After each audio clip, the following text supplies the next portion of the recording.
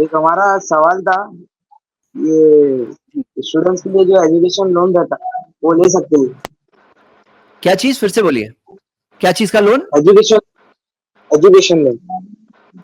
Educational loan, educational loan.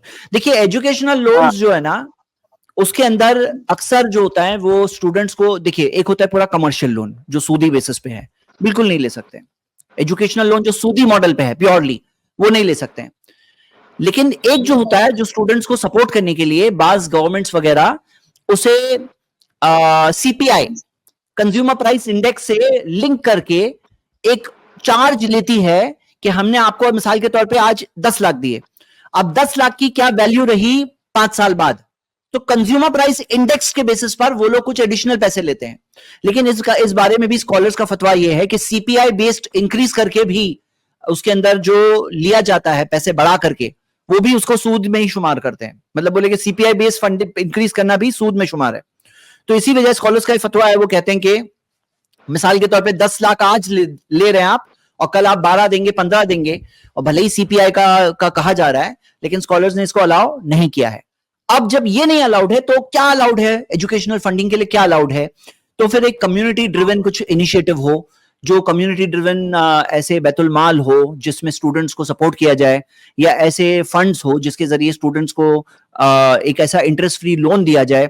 और आपको पता है कि एक मुसलमान जब लोन देता है और उसको उतने पूरे पैसे वापस भी मिलते हैं, तो भी क्या होता है, तो भी उसको जितना पैसा उसने दिया, सपोज करो 10 लाख दिया और 10 के 10 लाख वापस आ गए, तो भी उसको 5 लाख का सदके का अजर मिलता है, उसका आधे रकम का सदके का अजर मिलता है। तो ये एक बहुत ऐसी चीज है कि जिनके पास पैसे रखे हुए हैं वो लोग अपने पैसे ऐसे फंड कायम करके उनको दें, स्टूडेंट्स को दें, वो स्टूडेंट पढ़ेंगे, कल कमाएंगे, वापस देंगे। और ऐसी मिसालें हैं अल्हम्दुलिल्लाह, ऐसे ऐसी एनजीओ काम कर रही हैं, तो उसकी मिसालें हैं अल्हम्दुलिल्लाह। ऐसी और कोशिशें होनी चाहिए ताकि हमारे स्टूडेंट्स, यानी ऐसे आजकल जो एजुकेशन का कॉस्ट इतना बढ़ गया है, तो वो उसको कर सकें। एक और चीज है कि जिसके अंदर अर्न एंड लर्न तरीके से कोई कर सकता है। अर्न एंड लर्न तरीके से क्या हो कि भाई कैसे, किस तरह से अर्न करेंगे और साथ में पेमेंट भी करते जाएंगे। जी फौज भाई, आप भी कुछ टिप्स दीजिए। ये जो मॉडल है अर्न एंड लर्न वाला, ये वेस्टर्न कंट्रीज में ज़्यादा प्रेवलेंट है, वहाँ ज़्यादा चलता है ये। बच्चे जो है वो जाते हैं यूनिवर्सिटीज़ में, इंडियन बहुत सारे स्टूडेंट्स हैं वहाँ पर जो जाते हैं और side by side part time jobs भी करते हैं। तो इससे क्या रहता है ना, इससे जो पेरेंट्स पे डिपेंडेंसी है, फाइनेंशियल डिपेंडेंसी, वो बहुत ज़्यादा कम हो जाती है और बच्चे को भी ये अकल आ जाती है, ये समझ आ जाती है कि किस तरीके से पैसे का यूटिलाइजेशन करना बहुत ज़रूरी है।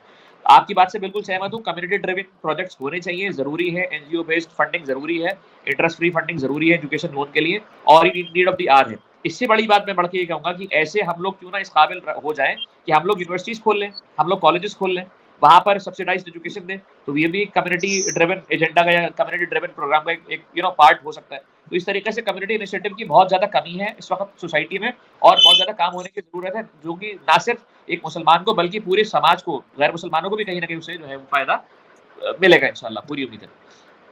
क्योंकि एजुकेशन और हेल्थ केयर दो ऐसे सेक्टर हैं जो वेलफेयर के प्रोजेक्ट्स हैं, जो वेलफेयर के काम है, जिसमें आपके लिए जो भी आपके काम है वो तमाम लोगों के लिए वो फायदा या फैज़याब होंगे इंशाल्लाह इस चीज़ों के लिए।